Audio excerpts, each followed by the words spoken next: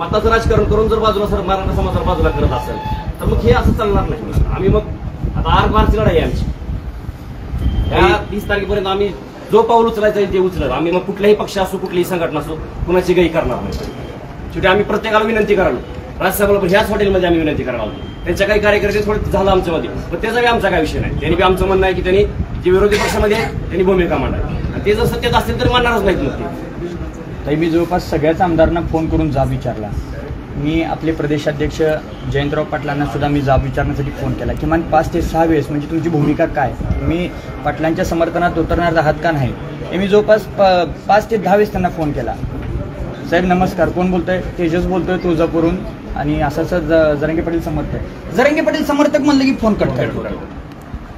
म्हणजे आपल्या मराठा समाजाच्या नेत्याच्या पण मनात एवढा द्वेष, नुसतं जरांगे पाटील समर्थक म्हणलं की फोन कट करता. तुम्ही आमच्या भावना समजून घ्या, तुम्ही आमच्या वेदना समजून घ्या, आम्हाला तुम्हाला काय बोलायचं आहे. काही 11 महिन्यापूर्वी अक्षरशः मराठा समाजाला काही हिंमत नव्हती कुठल्या ऑफिसमध्ये गेलं का.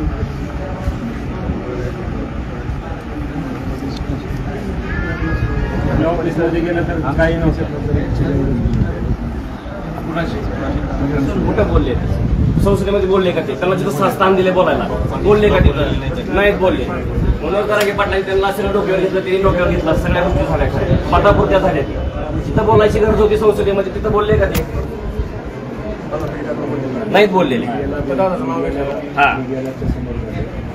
दादाला भेटून सगळे आमदार खासदार भेटून बघू सर त्यांना बोलायचा चान्स दिलाय. जनतेला पाठवलं तर मराठा समाजाला संसदेमध्ये कुठे बोलले? काय फक्त नाव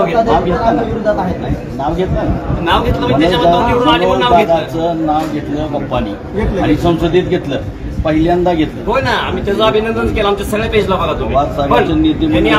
पहिल्यांदा घेतलं असं नाही. ज्यांनी घेतलं त्यांनी घेतलं.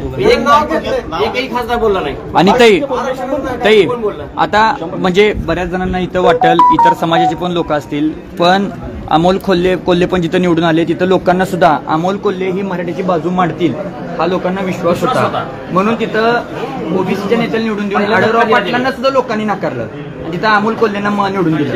तर त्याची कुठतर त्यांनी जाण ठेवली पाहिजे. तुम्ही एक कणखर नेता आहे, तुम्ही असेल, अमोल कोल्हे असतील, बजरंग बाप्पा असतील, तुम्ही जे 8 जण आहात तुम्ही कणखर, तर तुम्ही कणखरपणे तुम्ही 8 जणांनी, आम्ही 9 जण जिल्ह्याचं आंदोलन हे करतो म्हटल्यानंतर ते तुम्ही तर 9 जण खासदार आहात, 8-9 जण, तुम्ही आपले 21 आहेत जवळपास. मग तुम्ही का आवाज उठवत नाही?